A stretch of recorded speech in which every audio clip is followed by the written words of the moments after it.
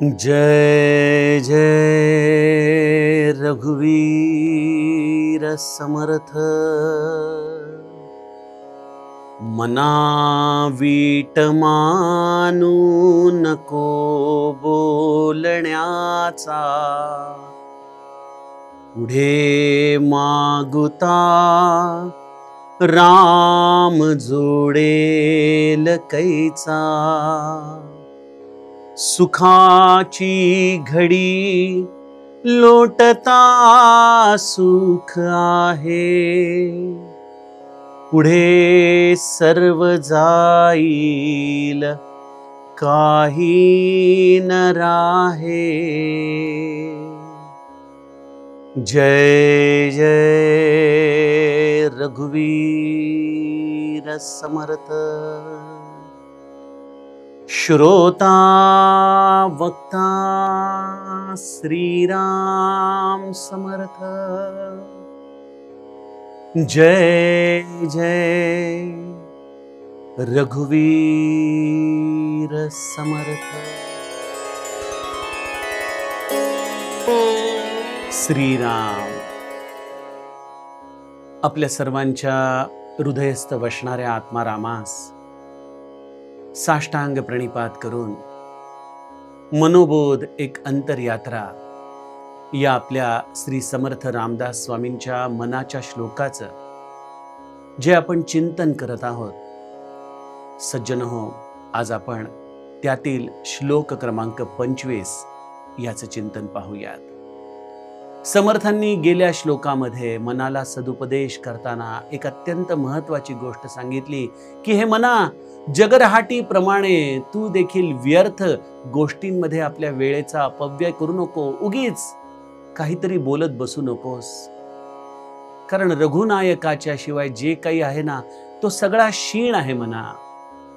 हे मना, निरंतर भगवंताचं नाम मुखानी घे आणि एक लक्षात घे, ही जी अहंता आहे ना तुझी की मला सगळं कळतंय, माझं हित काय आहे मला कळतंय, या अहंतेला आपल्या आजूबाजूला देखील फिरकू देऊ नकोस। आम्ही संत तुझ्या हितासाठी काकुळतीने तुला सांगतो, सदा सर्वदा नाम वाचे वसोदे। संत आम्हाला आमच्या कल्याणासाठी अत्यंत तळमळून हा सदुपदेश करतात। संतांच्या वाणीमध्ये एक फार मोठी शक्ती आहे सज्जनो। कसं आहे की आजपर्यंत आम्ही अनेक लोकांच्याकडून उपदेश ऐकत आलोय, शाळेमध्ये शिक्षकांकडून, सरांकडून, कधी ऑफिसमध्ये बॉसकडून। अनेकदा लोक गमतीने म्हणतात ना, चला बॉसचं प्रवचन सुरू झालं बरं का।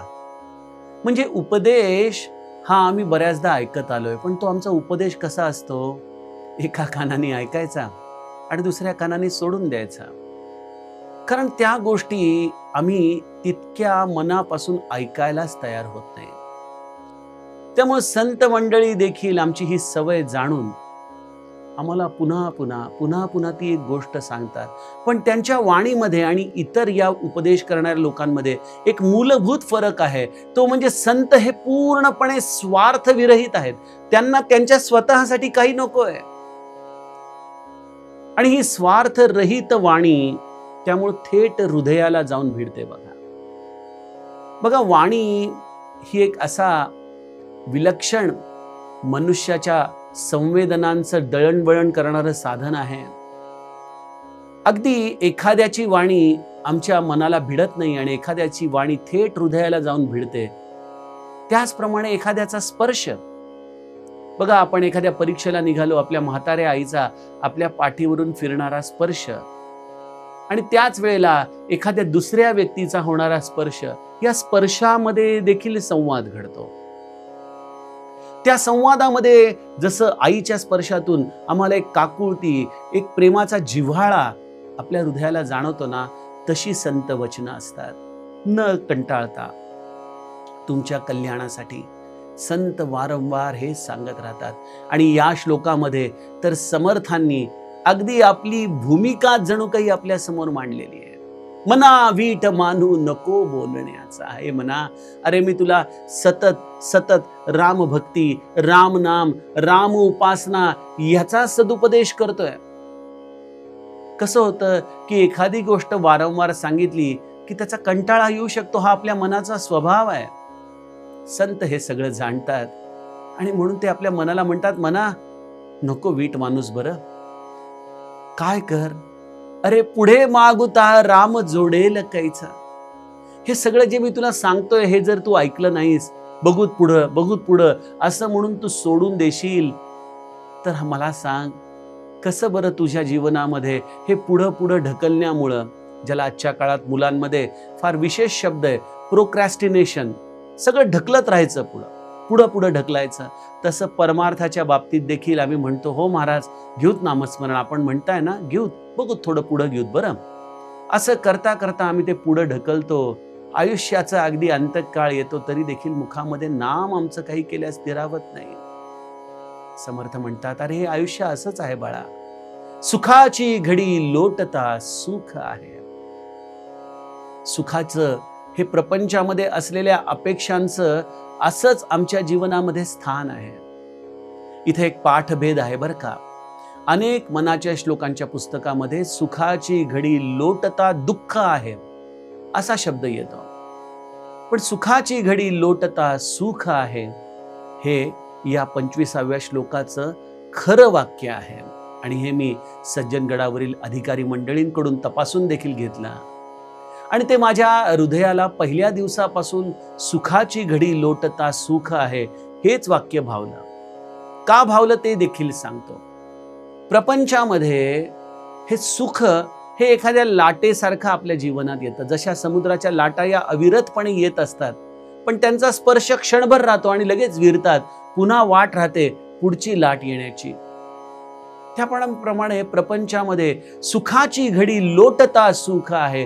मनुष्य हा निरंतर आशावादी होऊन एक सुख गेलं की लगेच पुढच्या सुखाची अभिलाषा करत तिथं उभा राहतो. असं करता करता करता करता या सुखाच्या घडीची वाट बघता बघता, जी कधीही शाश्वत राहत नाही, असं करता करता आयुष्य सरून जातं.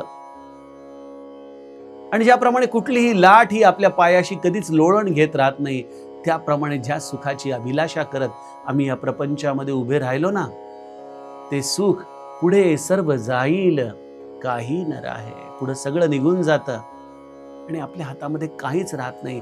आपण रिकामे राहतो आणि त्यावेळेला लक्षात येतं, अरे जर त्यावेळेला समर्थांचं ऐकलं असतं तर कदाचित आज मी कृतार्थतेचं जीवन जगू शकलो असतो, परंतु तोपर्यंत बराच वेळ वाया गेलेला असतो.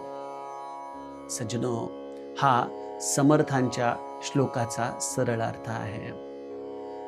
बघा, आमच्या जीवनामध्ये देखील ही सुखाची घडी लोटता सुख आहे याचा अनुभव आम्ही निरंतर घेत असतो. श्री महाराजच त्यांच्या प्रवचनामध्ये एक गोष्ट सांगायचे. एकदा त्यांच्याकडे एक तरुण मुलगा येत असतो, नुकताच नोकरीला लागलेला असतो. महाराज म्हणतात, अरे बाळा, नोकरी करतोय, सगळं चांगलं आहे, पण नामस्मरणाला कधी सुरुवात करणार? हो महाराज, नामस्मरण करायचंच आहे. आता म्हणे माझे घरचं विवाहाची तयारी करतायत. एकदा विवाह झाला, लग्न झालं, प्रपंच सुरू झाला की नामस्मरणाला नक्की सुरुवात करेन. 2-5 वर्षे जातात, पुन्हा एकदा दर्शनाला येतो. महाराज म्हणतात, नामस्मरण चालू आहे ना? नाही म्हणे महाराज, अजूनही तरी सुरुवात नाही केली. तिला झालं, लग्न झालं, मुलं झाली. अहो, त्या मुलांचं संगोपनामध्ये इतका वेळ जातो आणि नोकरीला देखील फार कष्ट येतो, त्यामुळं नामस्मरणाला वेळच मिळत नाही.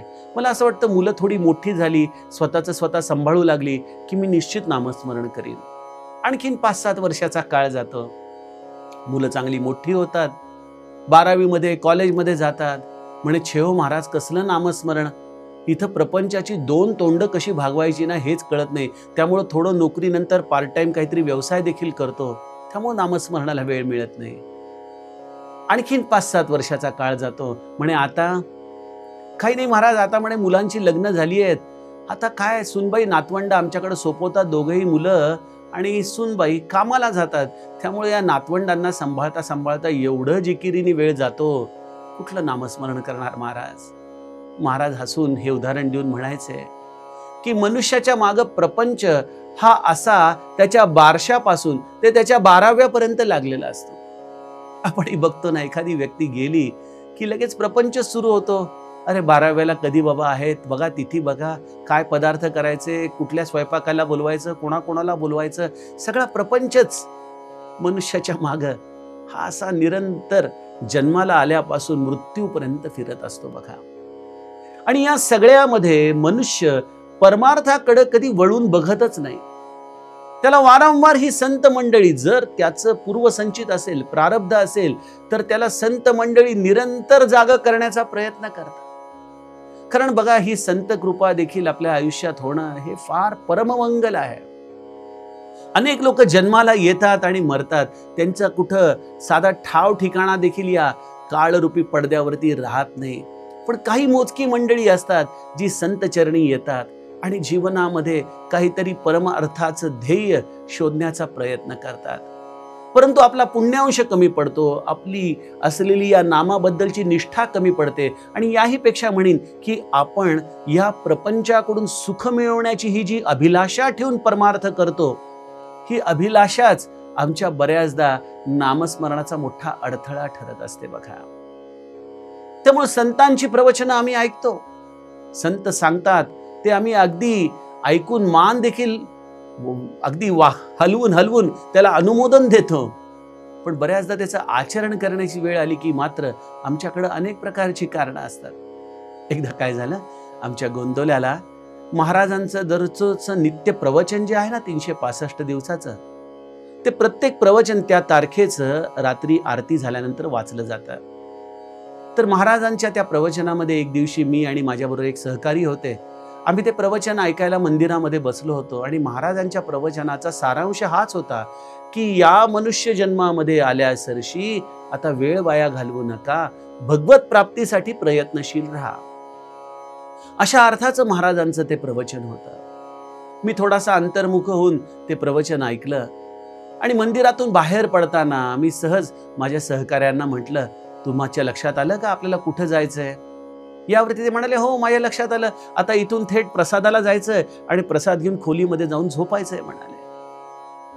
ही आमची सगळी अशी एक प्रकारे, जसं मुलं शाळेमध्ये शारीरिक कवायतीचा क्लास असला की जसं आपण म्हणतो ना की बाबा काही त्याच्यामध्ये रस नाहीये पण करावं लागतं, त्याप्रमाणे आम्ही अनेकदा या संतांची वचनं ऐकत असतो. करायची वेळ आली की मात्र आम्ही नेहमीच काही ना काहीतरी कारण काढून त्याच्यापासून लांब होत असतो. बऱ्याचदा या संतांची वचनं ऐकायला जाताना देखील आम्ही काही ना काहीतरी कारण काढून त्या ऐकण्यापासून देखील दूर राहतो. अरे मला माहिती रे काय सांगणार आहेत महाराज, मला हेच सांगणार आहेत की नामस्मरण करा, अजूनही काय वेगळं सांगणार महाराज? कारण आम्ही बऱ्याचदा जे प्रेडिक्टेबल असतं ना, ज्या गोष्टीमध्ये काहीतरी आपल्या मनाच्या पेक्षा काहीतरी वेगळं आम्हाला ऐकायला मिळणार आहे, अशी जोपर्यंत आमची भूमिका नसते ना, तोपर्यंत आम्ही ते ऐकायला देखील जात नाही.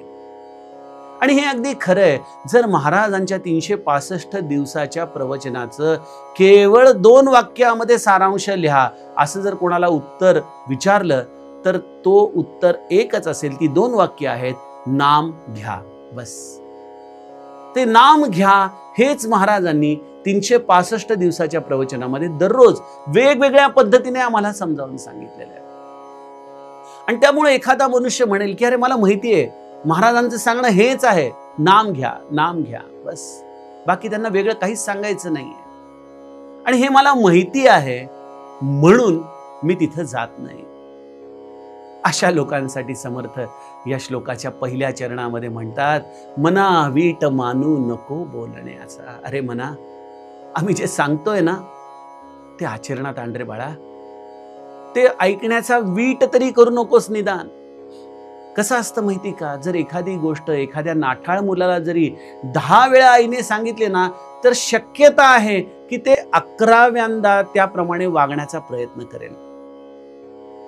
पण जर त्या मुलाने ते ऐकलंच नाही आणि तो आईच्या बोलण्याकडे दुर्लक्ष करून कुठेतरी दुसरीकडेच निघून गेला, तर तो कधीच त्याप्रमाणे आचरण करण्याची शक्यता निर्माण होत नाही.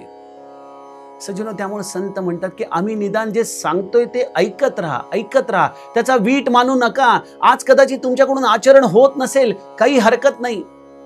पूज्य बाबा बेलसरे गोंदवल्यामध्ये त्यांची प्रवचनं जी अत्यंत गहन असायची, ते स्वतः तत्वज्ञानाचे प्रोफेसर होते आणि त्यामुळं अर्थातच नामस्मरणाचं सुलभ साधन सांगताना ते बऱ्याचदा तत्वज्ञानाची पार्श्वभूमी घेऊन जाणकारांना नामाचे महत्त्व समजावून सांगायचे. काही लोक ही ग्रामीण भागातून आलेली असायची, काही शहरी भागातून असायची, पण परमार्थाचा त्यांना विशेष अनुभव नसायचा, शब्द नीट माहीत नसायचे. मग एकदा एकाने भीत पूज्य बाबांच्या कानावर घातलं की बाबा, आपण जे सांगता ना ते आम्हाला कळत नाही हो, काय करावं बरं आम्ही? यावरती पूज्य बाबा हसून त्यांना म्हणाले, काही हरकत नाही, मी जे सांगतोय ते फक्त ऐकत राहा, ते कुठेतरी अंतःकरणात कोरलं जाईल आणि योग्य वेळ आलं की ते बीज उगवेल याची खात्री बाळगा. सज्जनो, त्यामुळे संत जे सांगतात, आज कदाचित त्याच्यात रस येत नसेल, हरकत नाही, आज त्याचा कंटाळा येत असेल, हरकत नाही, आज तुम्ही त्याप्रमाणे आचरण करू शकत नसाल, हरकत नाही, पण ऐका ऐका, श्रवण श्रवण श्रवण, आणि तेही श्रवण संताचं, कारण तो तुमच्या जीवनाचं परमहित साधू इच्छितोय. त्याला तुमच्याकडून दुसरी कुठलीही गुरुदक्षिणा नकोय. तो फक्त एवढंच पाहतोय की माझ्याकडे आलेला जीव कशा पद्धतीने नामस्मरणाला लागेल, कशा पद्धतीने स्वतःचा उद्धार करून घेईल. त्यामुळे जरी आम्ही प्रापंचिक असलो, जरी आम्ही गृहस्थ असलो, जरी आमचे विषय वेगळे असले आणि संतांचं वारंवार आम्हाला एकच सांगणं असलं, तरी देखील मी तुम्हाला हात जोडून काकुळतीने सांगतो की संतांचं ऐका ऐका ऐका. तुम्ही निरंतर श्रवण करा ते जे सांगतात ते. आजच्या काळामध्ये देखील पूज्य प्रेमानंद महाराजांची जर आपण प्रवचन ऐकाल तर त्यांना कोणी कुठलाही प्रश्न विचारू द्या, किती वेगवेगळ्या प्रकारची लोक त्यांच्याकडे येतात, पण कोणी कुठलाही प्रश्न विचारला तरी ते समेवर येताना हेच उत्तर देतात की नाम घ्या, नाम घ्या, नाम घ्या. हे नाम घेणं हे संतांचं सांगणं आहे, त्याचा वीट मानू नका, हा संतांचा आर्जव आहे. कारण या नाम घ्या या सदुपदेशाला तुम्ही एक ना एक दिवस तरी आयुष्यामध्ये स्वीकाराल याची खात्री आहे संतांना. त्यांना हे माहिती आहे की पुढे मागुता राम जोडेल कैचा. तुम्ही कदाचित आज नामाला लागणार नाही तरी देखील संत वारंवार तुम्हाला सांगत राहतील की कुठल्याही स्थितीमध्ये भगवंताच्या नामाला लाग बाळा, याने तुझं नुकसान होणार नाही.